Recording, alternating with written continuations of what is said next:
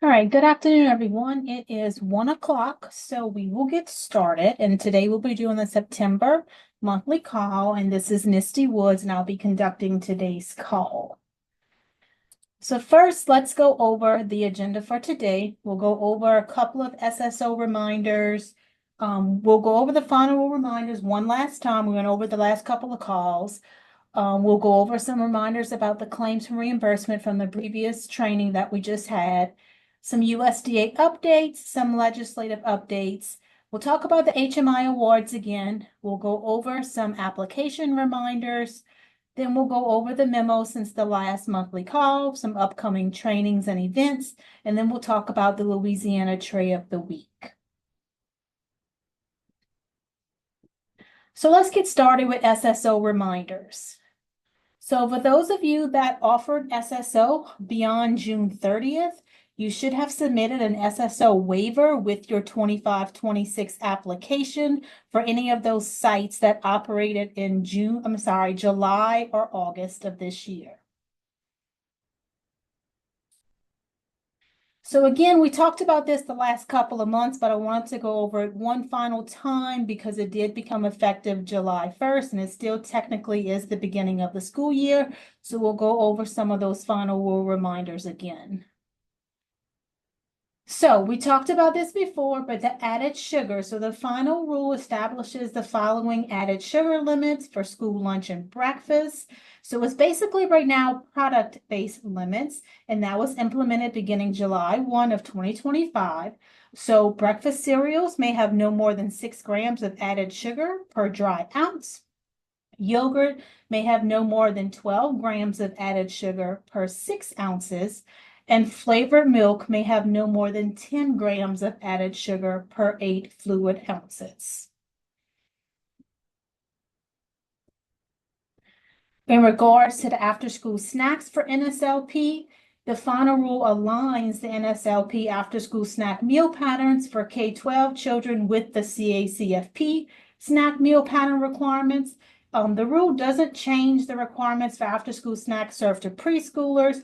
Those existing requirements for after-school snacks served to preschoolers remain in effect. So for CACFP, which is now NSLP, requires snacks to include 2 of the following 5 components. You're going to have fluid milk, vegetables, fruits, grains, and meat alternates. And we'll talk about the grain-based desserts in the next slides. So on this slide is basically the CACFP snack meal pattern, which now aligns with NSLP. So the biggest thing that changed was the grain-based desserts can no longer be used to meet the grain requirement. So basically, any grain item from Exhibit A with the superscripts 3 and 4 are not creditable in NSLP after snacks anymore. And I'll show you on the next page what those items are. So this is Exhibit A from the grain requirements from the Food Buying Guide. So again, like I said before, grain-based desserts may not be used to meet the grains requirement. So basically anything in red is no longer creditable in NSLP after-school snacks.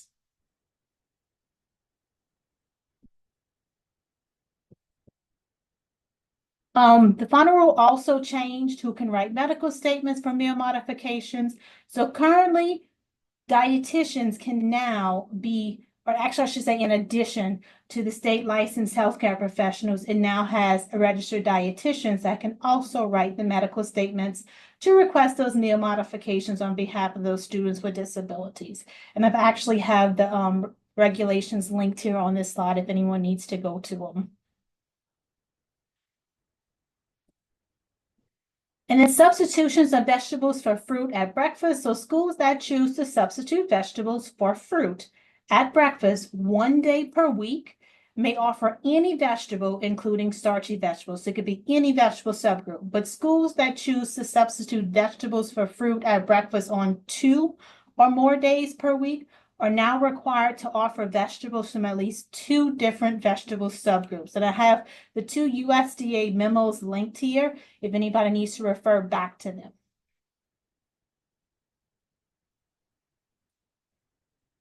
So let's talk about Buy American. We still have a lot of questions surrounding Buy American. So USDA established in regulations the new threshold for school food authorities that use exceptions. The limit on the percent of total commercial food costs from non-domestic foods will be phased in over 7 school years. And this phased-in approach will allow schools to gradually adjust to the new requirement and allow USDA to continue to collect that data on the use of Buy American exceptions. So beginning this school year, the non-domestic food purchases cap is 10%. So non-domestic food purchases must not exceed 10% of the total annual commercial food costs as outlined in the regulations on this slide. So we're using the Buy American's exceptions tracker standard form template. We have it on our website. This is an optional template that school food authorities can use to document to use of those exceptions to purchase those non-domestic foods. However, if you choose not to use this template that USDA provided, you have to have some type of tracking form that you are using. But the link on this slide will take you to the USDA website where you can find the tracking tool. And then, like I said, we also added it to our CNP website. And basically the purpose of this form is to track the exceptions and the cost related to non-domestic purchases. So all of your non-domestic purchases should go on this tracker. School food authorities can input the data related to those non-domestic products into the tracker tab. And then on the exception summary tab, you help you calculate its percentage of its cost from non-domestics within the specified time frame. We did go over the tracker tool in detail. I believe it was at the state update we had screenshots and things like that and examples. So if you need more detailed training on that tracker tool, please refer back to one of the previous trainings. So again, you must document the use of those non-domestic products and must be able to produce documentation as needed. We're still getting questions around the documentation that is needed. I really don't have any updates from USDA as far as further guidance regarding this. So at this time, we need to make sure that you are at least tracking your items. As soon as we get more clarification and more guidance from USDA as to what type of supporting documentation you need along with that tracker, we will pass that information along. But as of now, we have not received any further guidance. One other question that we've been getting a lot too is if a SFA has an item that is on the non-available, the articles list, the FAR list, you still must include that item on the tracker.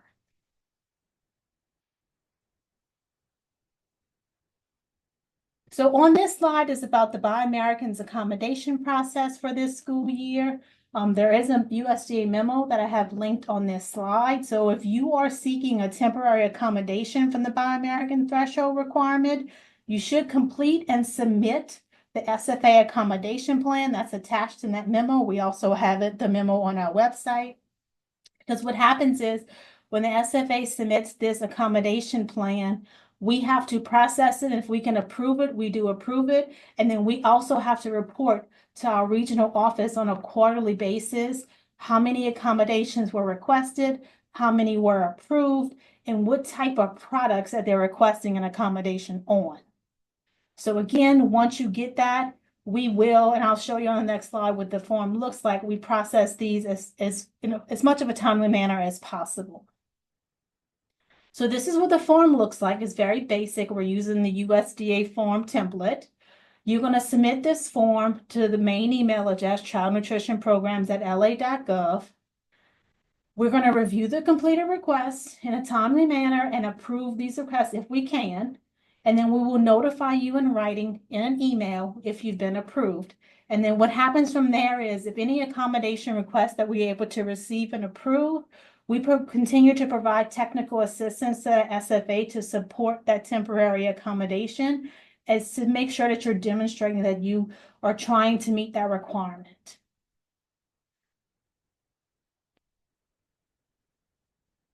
All right, let's talk about some important things from that claims for reimbursement training we had a couple of weeks back. So in order for the SFA to claim meals for reimbursement, they must have the following criteria. You can use a manual or electronic system for counting and consolidating meals at each school site. The system must have the ability to accurately count, record, consolidate, and report the number of reimbursable meals by category of eligibility status and type. The system must also include edit checks. You must maintain adequate documentation on file to support the number of meals claimed for both breakfast and lunch and snack if applicable. And you must maintain an accurate, up-to-date benefit issuance document reflecting the current status of each child enrolled, and this document must always be available. One big thing we've had a couple of questions about is, we had at least a couple of questions come in asked about claiming meals. You have to make sure that in order to claim meals, you have to have an approved application.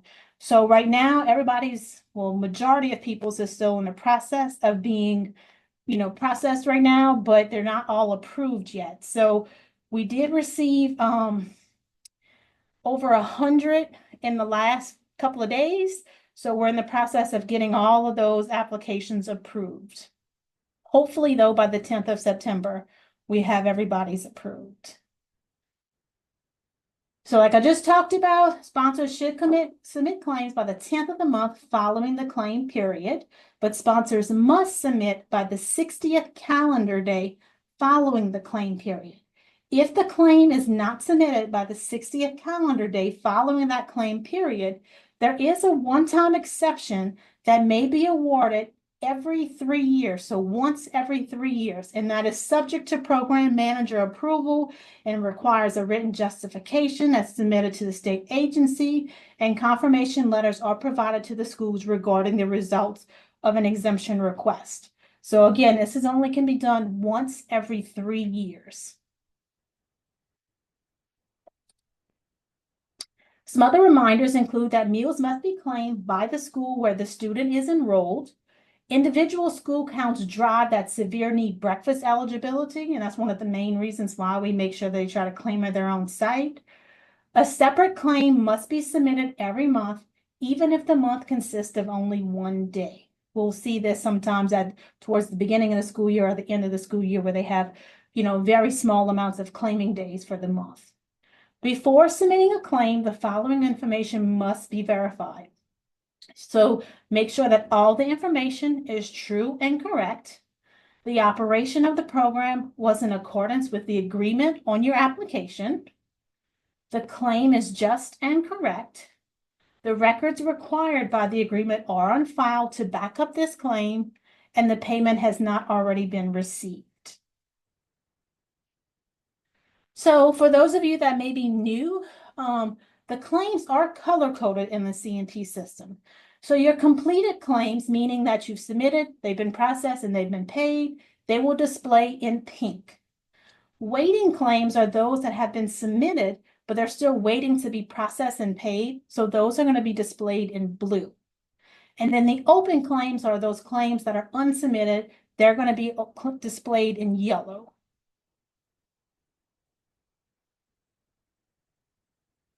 So if there is error that is made on the claim, the way to correct it will depend on if the claim has been paid or not. So if the claim is still in that waiting status that we just talked about, you will need to contact our department and then we can request it to be returned for a revision. If the claim has already been paid, then that means all you need to do is click on that create amendment. And then you'll be able to make the necessary corrections. But again, even when you're making corrections, you still have to make sure that everything that's resubmitted is submitted by that 60th calendar day.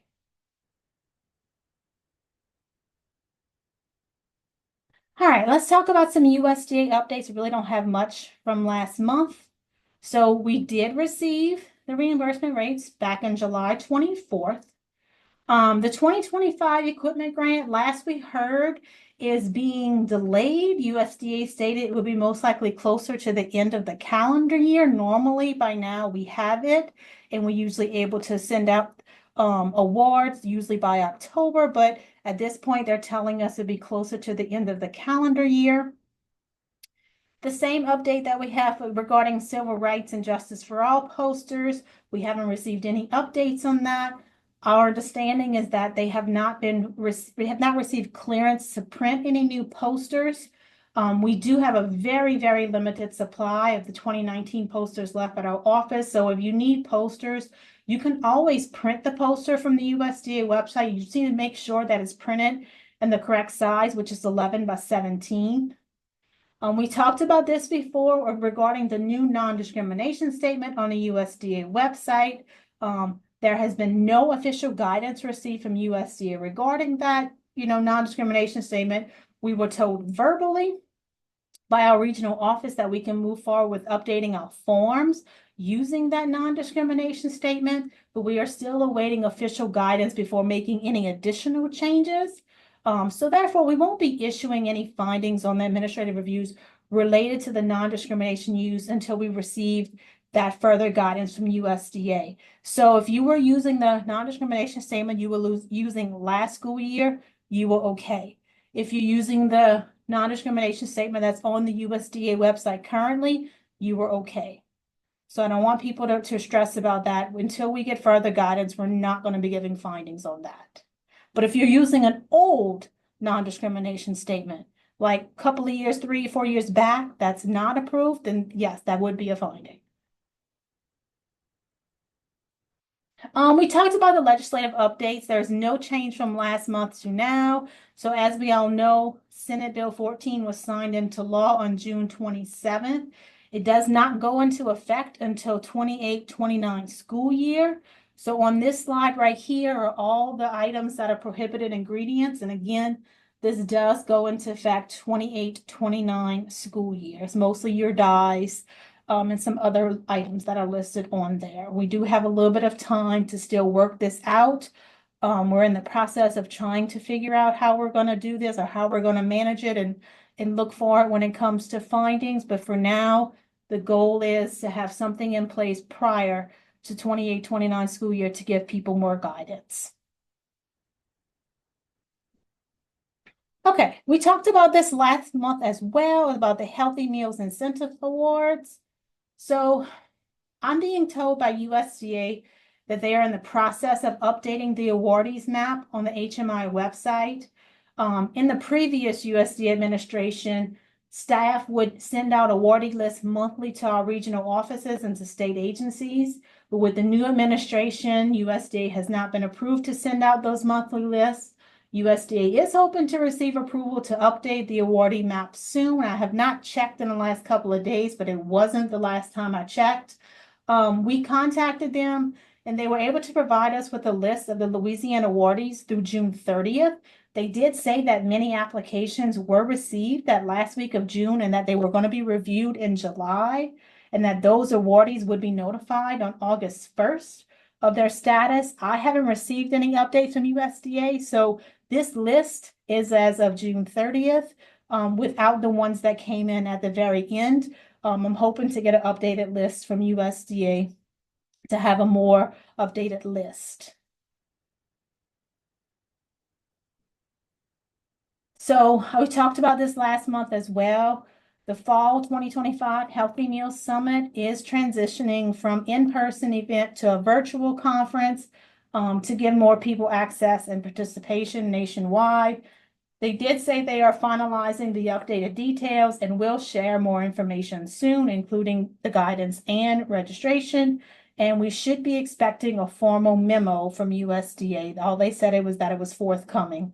So those of you that were awarded will be invited to that summit. Okay, let's talk about the application that everybody just submitted. So the deadline to submit was August 31st, and SFAs must complete that annual renewal application by the deadline in order to claim the meals for August. It must be approved, like I said previously, before claims can be submitted. As a reminder, we do go through 3 levels of reviewers prior to approving the application. So if you submitted your application last week, They're in the hands of the first level reviewer, and then it goes to a second level, and then it goes to the final approval. So it does take some time. If you are a larger school system, it normally takes longer to process than a smaller, but we do go in the order that is received. So you will be getting emails, phone calls, etc., from those reviewers if they have questions on your application.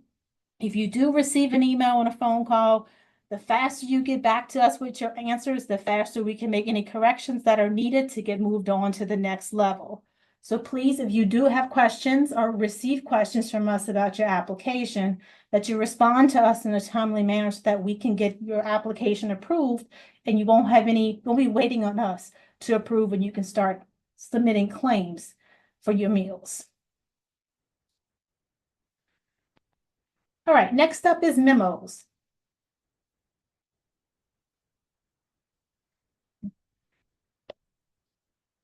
Okay, we have a few memos to go over, not many today.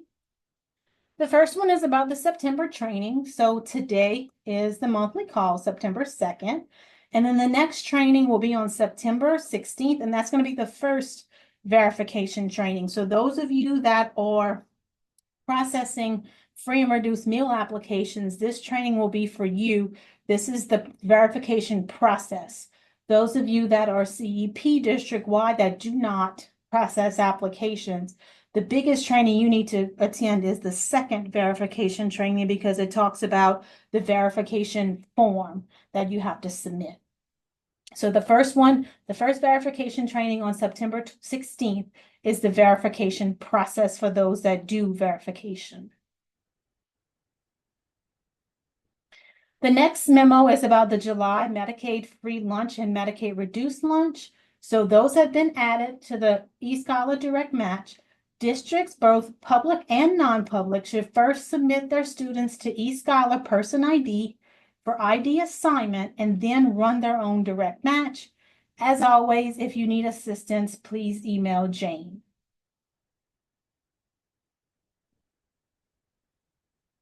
Next up is the Louisiana Tray of the Week campaign. So the Louisiana Tray of the Week campaign is a year-long incentive celebrating high-quality school meals and the dedicated work of school nutrition professionals across the state. The campaign promotes excellence and exclusively to all programs, regardless of size, location, or social media presence. For each week, Louisiana Fit Kids team will highlight at least one school meal tray served within the past 1 to 4 weeks, or within the past month. And you can email your tray photos to Kathy Carmichael at Pennington. I do have a few more slides at the end with more specific details regarding that Louisiana Tray of the Week campaign. So this memo is about the Louisiana Farm to School Conference. That's going to be taking place on Wednesday, October 8th from 8 to 4 at Pennington. And this conference brings together educators, former school nutrition staff, and community leaders from across the state, and you get to learn and share and connect with each other. This year's theme is Seeding Change, Harvesting Healthy Futures. And it's going to highlight the impact of fresh ideas and strong partnerships in creating healthier school food systems. You will participate in engaging sessions led by farm to school champions and build lasting relationships to nurture healthier futures for Louisiana young farmers. And I did put a link on this slide to where you can register for the Farm to School Conference.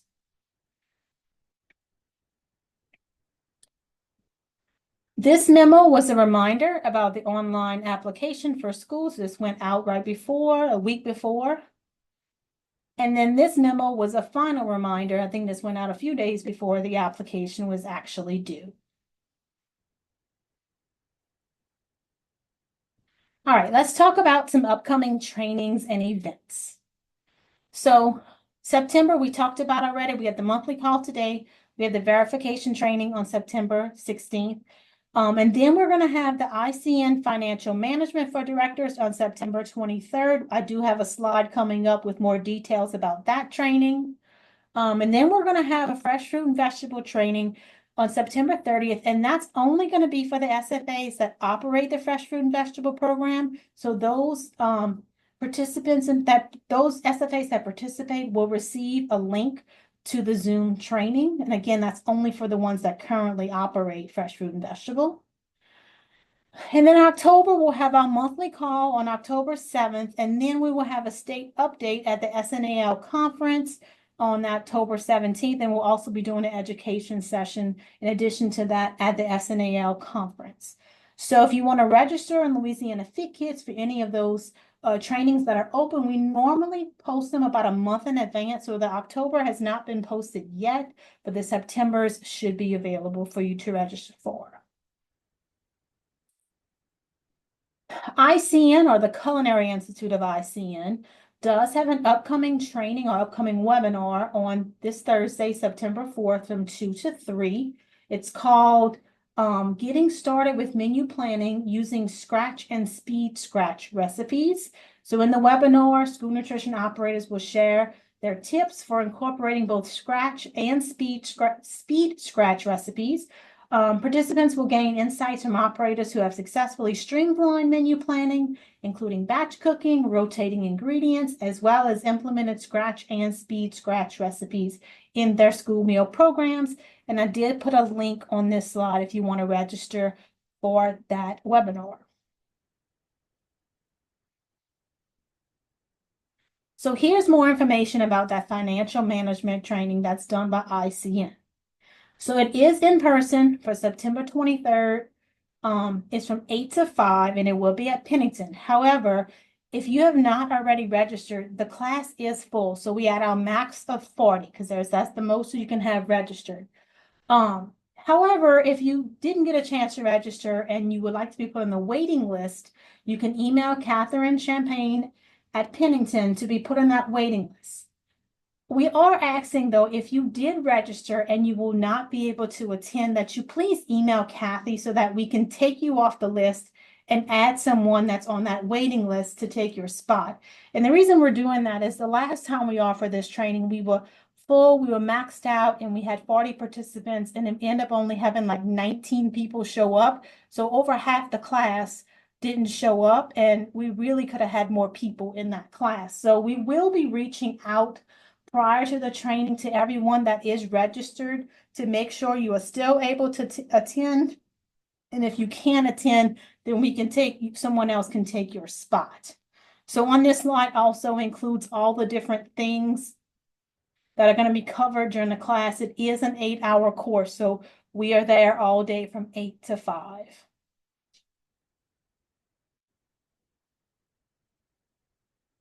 National School Lunch Week, that is coming up. That's October 13th through the 17th, and it's an annual observance to promote the importance of the healthy school lunch in a child's life and the impact it has both in and out of the classroom.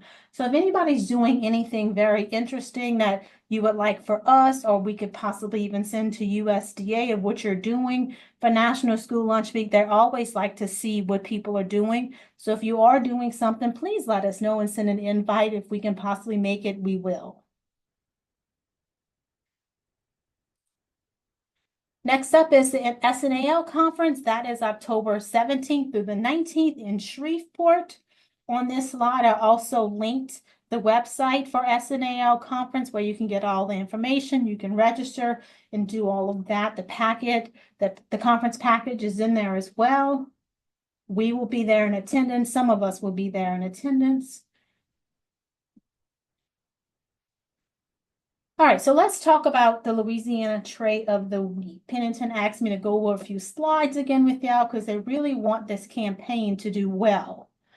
So Louisiana Team Nutrition is starting the Louisiana Tray of the Week campaign. It's running from August 18th through May 15th, and it's a way to recognize and celebrate school nutrition staff by showcasing the quality, creativity, and appeal of the meal served to the students. It's also a way to boost that community pride and improve public perception of your school meals. So what do you need to do to take part in the campaign? First thing you need to do is submit your tray pictures to either Louisiana Fit Kids or to Kathy Carmichael. Make sure your tray meets the USDA meal pattern requirements by clearly showing all the components that are being offered. You're going to include a short description of the menu items. You're going to indicate the school where the meal was served, and you're going to provide the date of service. And as a reminder, the food should be attractively plated on the tray and photographed. The tray must be an accurate representation of what your students selected or could select for their meal. So on this slide is the information about the Tray of the Week campaign that's posted on Louisiana Fit Kids. Schools and districts across Louisiana are invited to participate. And like I said, each week, the selected trays will be featured on Louisiana social media platforms, the Louisiana Fit Kids social media platforms. So here are some tips that they're providing when photographing your tray. So you don't want to be too close or too high. You just want to have that perfect angle whenever you're submitting your photos.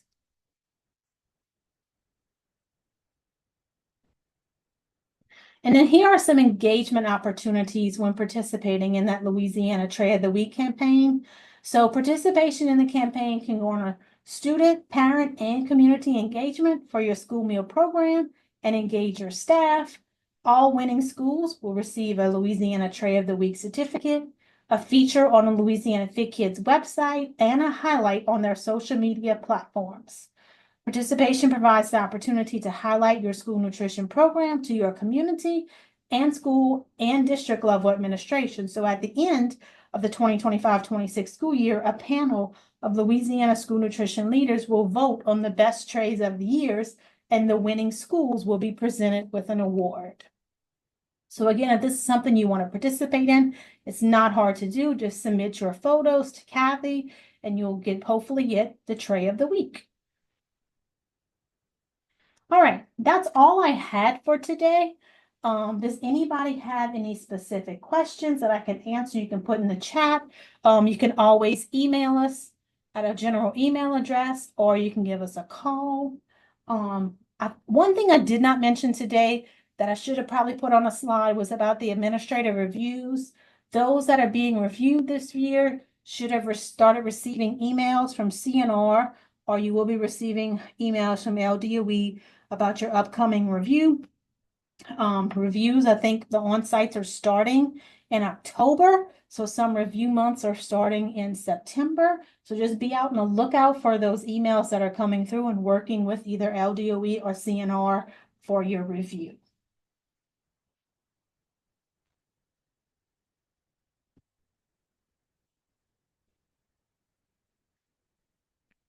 All right, I am not seeing any questions in the chat.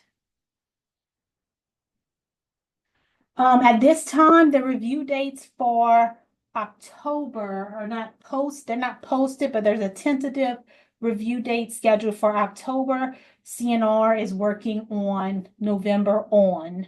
I'm hoping to have more, possibly a schedule tomorrow, since we do have our weekly call with CNR on Wednesdays.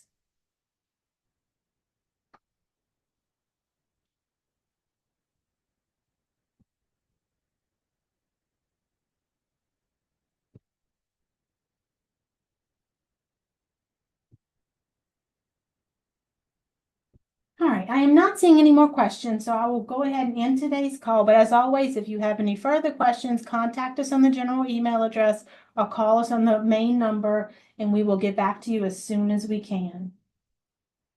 Thank you, everyone.